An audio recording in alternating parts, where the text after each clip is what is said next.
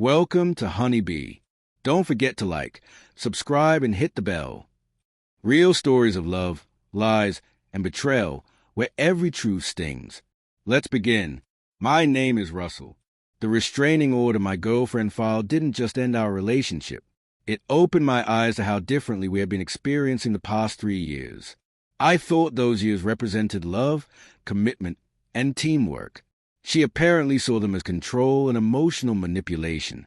Instead of fighting her claims in court, I made a choice to give Amanda exactly what she said she wanted: complete freedom from my influence and support.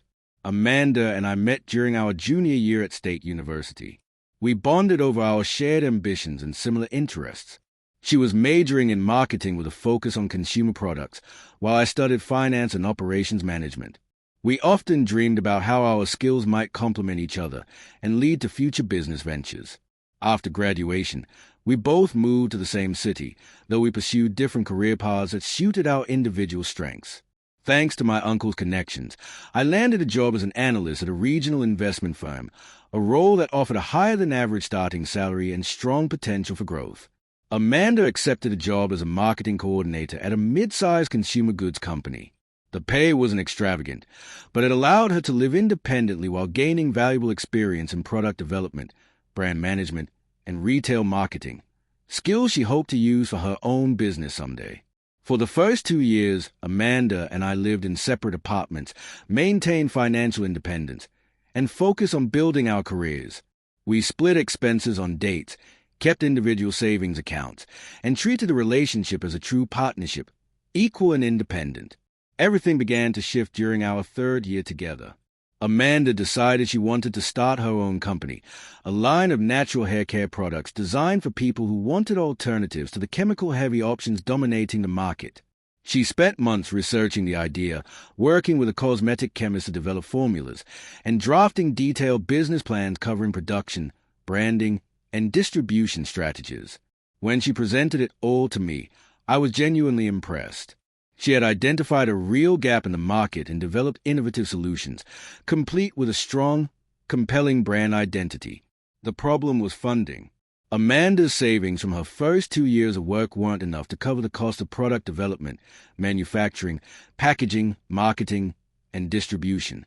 Despite living frugally, most of her income had gone to rent, student loans, and basic expenses. When Amanda asked if I would help finance her business, I didn't hesitate. I believed in her vision, and in us. My salary had increased significantly, and I had been saving with the intention of marrying her and buying a house. I agreed to fund her startup, structuring the arrangement as part loan, part personal support. I paid her rent, utilities, and living costs while providing capital for inventory, marketing materials, and other business needs. At first, everything felt perfect. This arrangement brought us closer, gave us a shared mission, and allowed Amanda to focus entirely on building her business. She worked hard, seemed grateful, and made real progress toward turning her dream into a sustainable company. But as the months passed and the launch dragged on longer than expected, I began noticing troubling spending habits. Amanda started making impulse purchases, expensive things unrelated to her business, then panic about running out of money when it came time to pay for essentials. I tried to explain the importance of budgeting and prioritizing during a critical startup phase. Every dollar counted. I encouraged her to postpone luxury spending until her business was profitable. But Amanda pushed back, saying she deserved to enjoy some reward for all her hard work.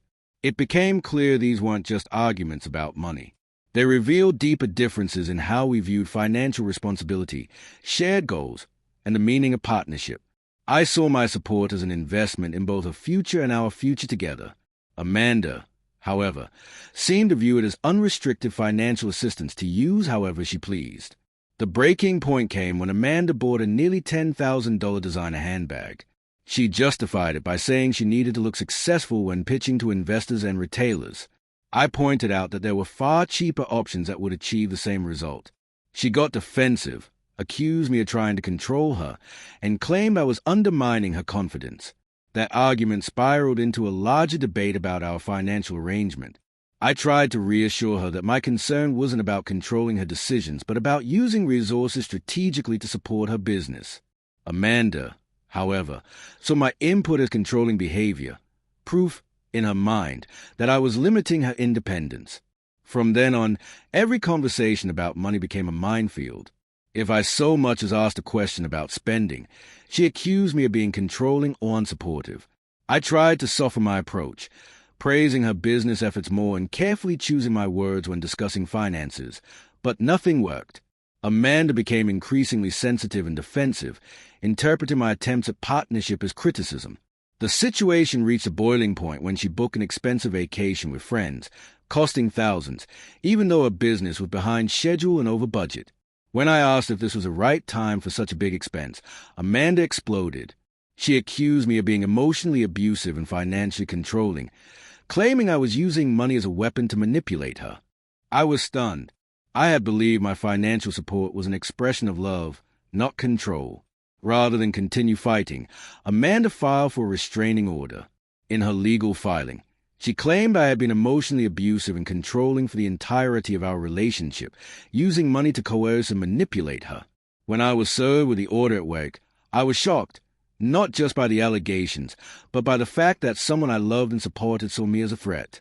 The order didn't just end our relationship. It legally labeled me as a danger to her well-being. Reading through her accusations was one of the most devastating moments of my life.